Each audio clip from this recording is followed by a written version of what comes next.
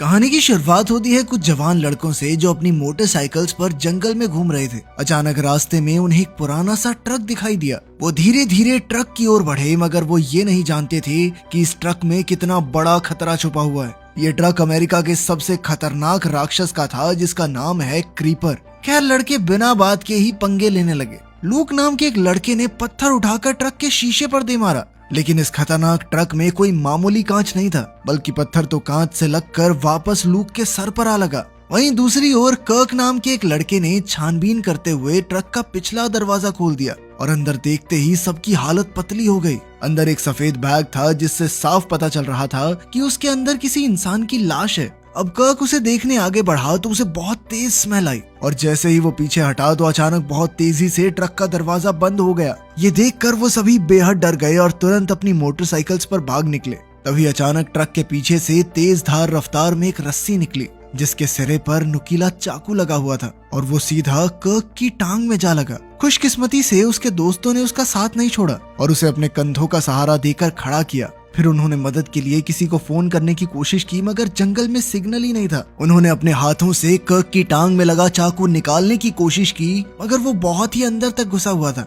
लेकिन इससे बुरा तो तब हुआ जब रस्सी अपने आप कर्क को पीछे खींचने लगी। तीनों दोस्तों को समझ नहीं आ रहा था कि वो क्या करें। तब लाल मोटरसाइकिल वाला तो भाग निकला, मगर बाकी दो दोस्त अब भी कर्क के साथ थे। कुछ ही पलों में कर्क पीछे खिंचता हुआ ट्रक तक आ गया था। कर्क बेहद डरा हुआ था और उसने अपने दोस्तों से कहीं से मदद ढूंढने को कहा। जैसे ही एक दोस्त ने फोन बाहर निकाला तो अचानक ऊपर से कुछ आवाज आई और आसमान से एक लाश जमीन पर आ गिरी। इससे पहले वो कुछ कहते या करते, एक विशाल राक्षस अपने पंख फड़फड़ाता हुआ ट्रक की छत पर आ खड़ा हुआ। उसे देखते ही बाकी दो दोस्त भी घबराकर भाग पड़े। इधर क्रीपर जमीन पर आया और ट्रक का पिछला दरवाजा खोला। फिर उसने अपना हाथ उठाया तो अचानक एक भाला उसके हाथ में आ गया। क्रीपर ने भाग रहे लड़कों पर निशाना साधा और एक ही निशाने में भाला दोनों के शरीर के आर पार हो गया। कुछ देर दर्द में करहाने के बाद उनकी मौत हो गई। इसके बाद क्रीपर ने अपना भाला निकालकर वापस ट्रक में रखा और अपने अगले शिकार को ढूंढने की तैयारी करने लगा। पर तभी अचानक उसे तेज सुगंध आई, जिससे वो समझ गया कि आसपास कोई और इंसान भी है। ये कर्क का चौथा दोस्त था, जो पहले ही भाग निकला था। क्रीपर ने अपनी सूंघने की शक्ति से उसका पता लगाकर उसे भी मार गिराया। फिर हमें पता चलता है कि ये क्रीपर हर 23 साल बाद जागता है और पूरे 23 दिन के लिए वहशी दरिंदा बनकर इंसानों का शिकार करता है। खैर, इसके थोड़ी देर बाद पुलिस को क्रीपर का ट्रक मिला तो उन्होंने पीछे का दरवाजा खोला, जहाँ उन्हें कई सारी लाशें मिली। इस खटारा ट्रक में न जाने कितनों की गली सड़ी लाशें और कंकाल पड़े थे, जिन्हें देखकर ऑफिसर्स का खून सूख गया। फिर एक ऑफिसर ने और छानबीन के लिए अंदर हाथ डाला और अचानक वही शिकंजा तेजी से आ गिरा, जिससे ऑफिसर की बाजू कट गई। किसी ने भी ये नहीं सोचा था कि इस पुराने ट्रक में इतने जाल छुपे होंगे। इस शिकंजे की वजह से अब वो लाशों को भी बाहर नहीं निकाल सकते थे, और ये सब देखकर शेरिफ डेविड काफी निराश था। उसी समय और पुलिस की गाड़ियां वहां आई और तब हमें पता चला कि सरकार ने इस क्रीपर को पकड़ने के लिए एक खास स्क्वाड बनाया था और इस टीम का लीडर था कैप्टन डैन। इधर डैन और डेविड केस के बारे में बातचीत कर रहे थे और उधर बाकी ऑफिसर्स ट्रक का दरवाजा खोलने में लगे थे। तभी अचानक ट्रक से चाकू वाली रस्सी ने तेजी से हमला किया, जिससे डैन मरते मरते बचा। इस खौफनाक मंजर को देखकर सब काफी डर गए और अब किसी की भी उस ट्रक के पास जाने की हिम्मत नहीं हो रही थी। फिर थोड़ी देर बाद डेविड ने डैन को अकेले में ले जाकर बताया कि क्रीपर ने अब तक 3 ऑफिसर्स और कई आम लोगों की जान ले ली है। तभी कुछ ऑफिसर्स ने उन्हें खबर दी कि क्रीपर के ट्रक को टो कर लिया गया है। ये सुनकर डैन गुस्से से भर गया, क्योंकि वो जानता था कि क्रीपर अपने ट्रक को किसी भी हालत में वापस हासिल करके रहेगा। इसका मतलब ये था कि टो ट्रक ड्राइवर की जान खतरे में थी। उन्होंने तुरंत ऑफिसर डेना और टो ट्रक ड्राइवर फ्रैंक से बात की, पर तब तक क्रीपर अपनी कुल्हाड़ी लेकर ट्रक के पास आ पहुंचा था। उसने एक ही बार में जंजीरें तोड़ डाली तो फ्रैंक ने अचानक अपना ट्रक रोका। उन्होंने देखा कि क्रीपर का ट्रक छूटकर पीछे जा चुका था। डेना और फ्रैंक ने पास जाकर देखा तो क्रीपर ट्रक के ऊपर खड़ा उन्हें घूर रहा था। तब उन्हें पता चला कि ये ट्रक अपने आप बिना किसी ड्राइवर के चल सकता था। अब क्रीपर को अपना ट्रक मिल गया था, इसीलिए वो उन्हें बिना नुकसान पहुंचाए हंसते हुए वहां से चला गया। डेना और फ्रैंक को लगा कि उनकी जान बच गई, पर कुछ ही पलों में उन्होंने देखा कि क्रीपर का ट्रक वापस लौट आया था। इस वक्त फ्रैंक हद से ज्यादा डरा हुआ था और अब ट्रक थोड़ी दूर आकर रुक गया, मगर क्रीपर कहीं दिखाई नहीं दे रहा था। डेना और फ्रैंक ने आसपास नजर दौड़ाई तो अचानक क्रीपर हवा से फ्रैंक के ऊपर कूद पड़ा। डेना ने तुरंत उस पर अपनी बंदूक तान दी, पर क्रीपर ने उसे देखकर इशारा किया, जिससे वो समझ गई कि इस बंदूक से क्रीपर का कुछ नहीं बिगड़ने वाला। अब क्रीपर उसकी आंखों के सामने से फ्रैंक को उड़ाकर ले गया और वो बेचारी चुपचाप खड़े रहने के अलावा कुछ नहीं कर सकी। जल्द ही डैन और डेविड वहां पहुंचे तो उन्होंने देखा कि डेना ड्राइवर सीट में दुबक कर बैठी थी। इसके बाद अगली सुबह हम देखते हैं कि एक कौवा एक घर के दरवाजे पर आ बैठा था और फिर एक बूढ़ी औरत घर से बाहर निकली और पेड़ को देखने लगी। तब एक इंसान ने उसे हाथ के इशारे से बुलाया। इस औरत का नाम गेलन था और वो इस इंसान को देखकर काफी दुखी थी। असल में ये कोई इंसान नहीं बल्कि उसके मर चुके बेटे केनी की आत्मा थी। असल में आज से 23 साल पहले जब क्रीपर आया था तो केनी ने क्रीपर को एक आदमी को अगवा करते देख लिया था। केनी तुरंत अपनी गाड़ी से बाहर आकर उसे ढूंढने लगा तो अचानक आसमान से कटा हुआ हाथ उसके सामने आ गिरा। ये किसी और का नहीं बल्कि क्रीपर का ही हाथ था और वो कटने के बाद भी हिल डुल रहा था। अब केनी ने उसे उठाया और अपने साथ घर ले आया और घर के सामने वाले पेड़ के नीचे उस हाथ को दफना दिया। अब 23 साल बाद क्रीपर फिर से लौटा था और केनी ये जानता था कि वो अपना कटा हुआ हाथ लेने जरूर आएगा। केनी की आत्मा ने अपनी माँ को उसकी भतीजी एडिसन के साथ शहर छोड़ देने को कहा, नहीं तो वो क्रीपर का अगला शिकार होंगे। खैर अगले दिन एडिसन अपने घोड़े के लिए चारा लेने दुकान पर गई, मगर उनका पहले ही काफी उधार बाकी था, इसलिए दुकानदार ने उसे चारा देने से इनकार कर दिया। अब एडिसन निराश होकर घर वापस जाने लगी तो दुकानदार के बेटे बडी को उस पर तरस आ गया। बडी काफी समय पहले से एडिसन को पसंद करता था, इसलिए उसने खुद ही एडिसन की मदद करने का फैसला किया। वो अपने पिता की मंजूरी के बिना ही एडिसन के घोड़े के लिए काफी सारा चारा ले आया। ये देखकर एडिसन थोड़ी शर्मिंदा हुई पर उसने चारा ले लिया। उसने बडी से वादा किया कि वो जल्द ही उसके सारे पैसे लौटा देगी। इसके बाद बडी एडिसन के साथ तबेले में चारा रखवाने गया। रास्ते में एक खेत में उन्होंने कई घोड़ों को डर के मारे भागता देखा। तब बडी ने बाहर निकल कर देखा कि खेत का मालिक काफी घबराया हुआ था। मजदूर एक टैंक के नीचे छिपे हुए थे। ऐसा लग रहा था मानो उन्होंने कोई खौफनाक मंजर देख लिया हो। फिर खेत के मालिक ने बडी को तुरंत पुलिस को फोन करने को कहा। अब बडी अपनी गाड़ी में जाकर पुलिस को फोन करने ही वाला था कि अचानक एक खून से सना आदमी उनकी खिड़की पर आ गया, जिससे वो दोनों चिल्ला पड़े। इससे पहले कि वो इस सदमे से बाहर आते, एक और काला साया उनके सर पर मंडराने लगा। ये कोई और नहीं बल्कि क्रीपर था, जो टैंक के नीचे छुपे मजदूरों को पकड़ने आया था। जब बडी और एडिसन ने टैंक के पलटने की आवाज सुनी तो वो समझ गया कि क्रीपर उनके पीछे ही मौजूद है। उन्होंने देखा कि क्रीपर ने मजदूरों को छोड़ दिया। जब एडिसन और बनी ने फिर से वहां देखा तो क्रीपर गायब हो चुका था। बडी ने तुरंत ट्रक स्टार्ट करके वहां से निकलने की सोची, मगर ट्रक तो स्टार्ट ही नहीं हो रहा था। तभी अचानक क्रीपर उनके सामने आ गया और अपनी आंखें बंद करके अपने आसपास मौजूद डर के भाव को महसूस करने लगा। क्रीपर को बडी से ज्यादा एलिसन में दिलचस्पी थी। वो अचानक उड़कर एडिसन की तरफ आ गया और अपनी उंगली से खिड़की का खून साफ करने लगा। फिर वो एडिसन के शरीर की सुगंध ले रहा था और जल्द ही वो समझ गया कि एडिसन ही उसका असली शिकार है। वो खुशी में चिल्ला उठा, जिससे खिड़की का कांच तक चकनाचूर हो गया। फिर उसने एक ही वार में खिड़की तोड़कर ट्रक को गिरा दिया और एडिसन को दबोच लिया। जब तक बडी को एहसास हुआ कि ये सब क्या हो रहा है, तब तक तो क्रीपर एडिसन को लेकर उड़ गया था। फिर हम देखते हैं कि क्रीपर ने एडिसन को मारा नहीं, बल्कि उसे अपने ट्रक के पिछले हिस्से में फेंक दिया और खुद अगले शिकार पर निकल गया।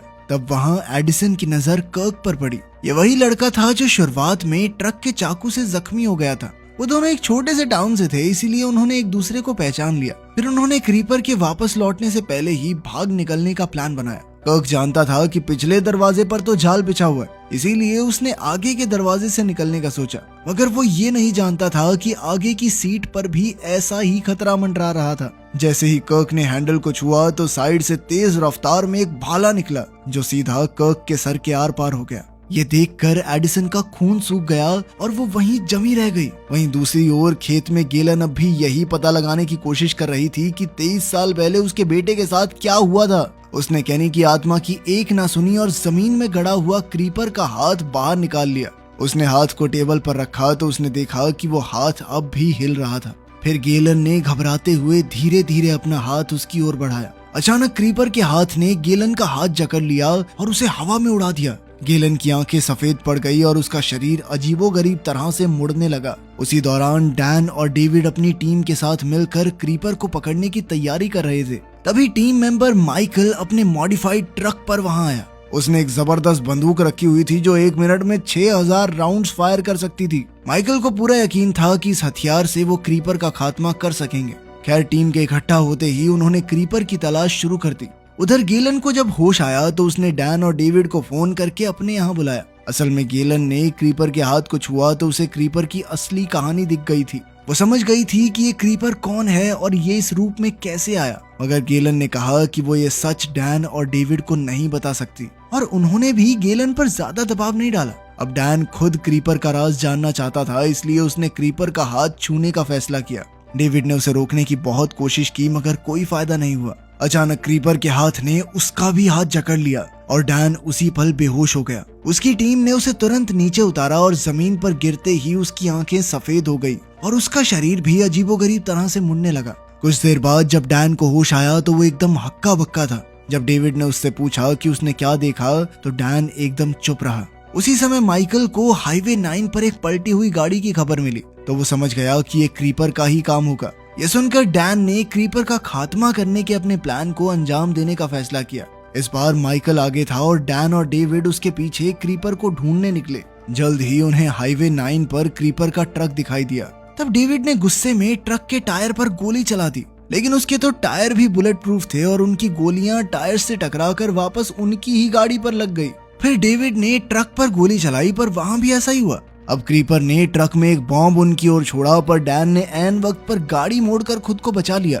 लेकिन इस बॉम्ब में तो ट्रैकिंग सिस्टम था और वो एक बार फिर उनकी ओर आने लगा। तब डेविड ने दिमाग लगाया और पहले ही बॉम्ब पर गोली चला दी, जिससे वो रास्ते में ही फट गया। तभी माइकल दूसरी ओर से आया और वो अपनी खास बंदूक से क्रीपर का खात्मा करने को तैयार था। ये देखकर डैन घबरा गया और उसने तुरंत माइकल को रेडियो पर कहा कि वो गोलियां ना चलाए, क्योंकि ये गोलियां ट्रक से टकराकर वापस उन्हें ही लगेंगी। लेकिन माइकल को डैन की आवाज सुनाई नहीं दी और उसने अपनी बंदूक से हमला बोल दिया। जिसका डर था वही हुआ और सारी गोलियां टकराकर उन्हें ही आ लगी और माइकल और उसके ड्राइवर की मौके पर ही मौत हो गई। इसके बाद डैन और डेविड की ओर एक और बॉम्ब आया और इस बार वो बच न सके। धमाके में उनकी गाड़ी पलट गई, पर खुशकिस्मती से उनकी जान बच गई। जल्द ही क्रीपर अपना ट्रक लेकर वहां आ गया और लगातार हॉर्न बजाकर उन्हें चिढ़ाने लगा। अब डेविड अपनी राइफल लेकर बाहर निकला और क्रीपर के साथ आखिरी मुकाबला करने को तैयार हो गया। डैन भी उसके पीछे आया और उसने डेविड को शांत रहने को कहा, क्योंकि अगर क्रीपर को उसके डर की भनक लग गई तो आज उसका बचना नामुमकिन है। तभी डैन की नजर माइकल के ट्रक पर पड़ी, तो उसने खुद जाकर वो खास बंदूक चालू करने का फैसला किया। इधर क्रीपर अपनी कुल्हाड़ी लेकर धीरे धीरे डेविड की ओर बढ़ रहा था। डेविड ने गोली चलाई, लेकिन क्रीपर ने अपनी कुल्हाड़ी से गोली रोक दी। अब डेविड ने खड़े होकर एक और गोली चलाई, जिससे क्रीपर की टोपी उड़ गई। इससे क्रीपर गुस्से से भर गया। इधर डेविड तीसरी गोली चलाने ही वाला था कि तभी क्रीपर ने अपने डार्ट से उस पर हमला किया, जो सीधा डेविड की राइफल की नोक में जा घुसी। अब डेविड के पास अपने बचाव के लिए सिर्फ एक हैंडगन बची थी। क्रीपर अपने जोरदार वार से डेविड का काम तमाम करने ही वाला था कि ऐन वक्त पर डैन ने उस खास बंदूक को संभालते हुए क्रीपर को ललकारा। इससे क्रीपर का ध्यान तो भटक गया, लेकिन अब बंदूक जाम हो चुकी थी। क्रीपर अब अपनी कुल्हाड़ी के साथ डैन पर टूट पड़ा। उसने अपने पंख फड़फड़ाए और हवा में उड़ गया। उसी पर डैन को ये लग रहा था कि भाई अब तो नहीं बचने वाला, लेकिन उस मुसीबत भरी घड़ी में डैन ने अपनी पूरी ताकत लगाकर गन को ठीक करके उड़ते हुए क्रीपर पर निशाना लगा दिया। गोलियां बरसने लगी और डैन ने क्रीपर को छेदी सिंह बना दिया, लेकिन इतनी बड़ी गोलियों का भी उस पर कोई असर नहीं हुआ और क्रीपर मौका मिलते ही उस पर झपटा। दूर से डेविड ने देखा कि क्रीपर ने अपनी कुल्हाड़ी से डैन का सर काट डाला और अब डेविड के पास भागने के अलावा और कोई चारा नहीं था। जैसे जैसे रात ढलने लगी, गेलन को पक्का यकीन था कि क्रीपर आने वाला है। वो अपनी शॉटगन उठाकर अंतिम लड़ाई के लिए तैयार थी। अचानक बाहर हेडलाइट्स दिखी। गेलन को लगा कि वो क्रीपर ही है, लेकिन दरवाजा खोलने पर उसे बडी मिला, जिसने बताया कि उसकी पोती एडिसन को क्रीपर ले गया। इधर ट्रक के कार्गो एरिया में फंसी एडिसन ने अचानक बाहर शोर सुना और वो जल्दी से एक सफेद चादर के नीचे छुप गई और मरने का नाटक करने लगी। लेकिन क्रीपर ने आते ही चादर हटा दी और एडिसन को पकड़ लिया। अब वो उसे खाने की तैयारी कर रहा था, लेकिन जैसे ही क्रीपर चाकू लेने के लिए मुड़ा, एडिसन मौका मिलते ही पीछे हटकर छुप गई। जैसे ही क्रीपर ने एडिसन को फिर से पकड़ा, उसने बड़ी चतुराई से पैसेंजर सीट पर लगे ट्रैप को एक्टिवेट कर दिया, जिससे एक भाला क्रीपर के सर में घुस गया। क्रीपर ने भयानक चीख मारी, क्योंकि इस हमले में उसकी एक आंख तक निकल गई थी। मौका देखकर एडिसन ने खुद को छुड़ाया और ट्रैप से बचते हुए ट्रक से बाहर कूद गई।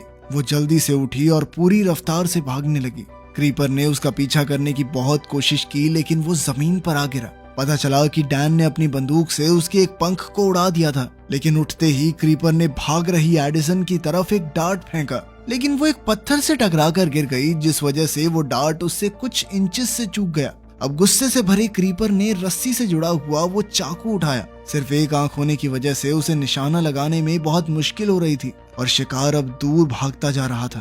क्रीपर ने अपनी पूरी ताकत से चाकू फेंका, लेकिन वो चूक गया। निशाना एडिसन की जैकेट पर पड़ा, जिससे वो जमीन पर गिर गई। क्रीपर ने अपनी कुल्हाड़ी उठाई और उसकी तरफ दौड़ने लगा।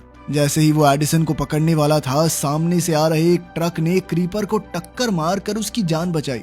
एडिसन उठी और बिना पीछे देखे भाग निकली। लोगों को डरा डरा कर उनकी जान लेने वाला क्रीपर पहली बार खुद को बेचारा महसूस कर रहा था।